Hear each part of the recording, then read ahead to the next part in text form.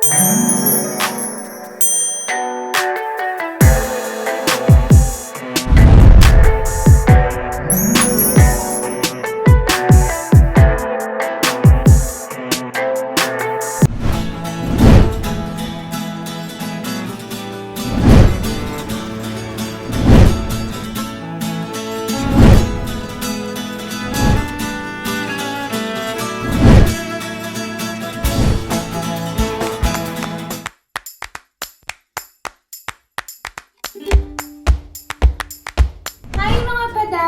Welcome back sa aming channel. I hope nag-subscribe na kayo. And today, magluluto tayo ng paborito kong pasta. Sobrang fan ako ng tuna pasta. Basically. Pero sino ba dito yung mahilig din sa pasta, no?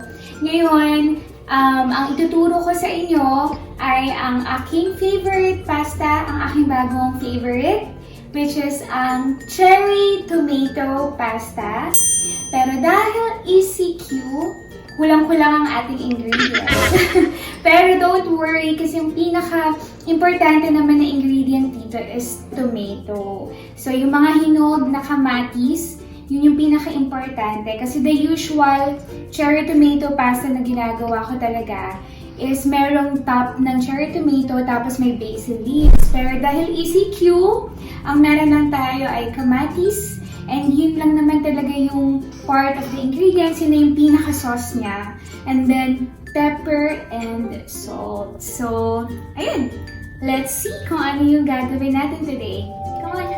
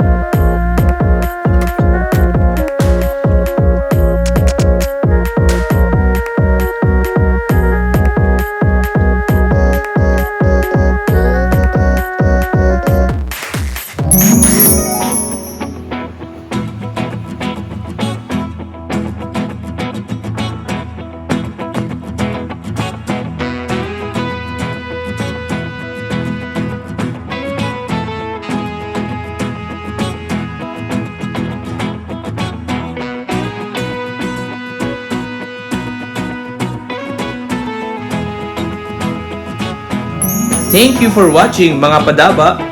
Like our videos and please subscribe to our channel, Team Baba!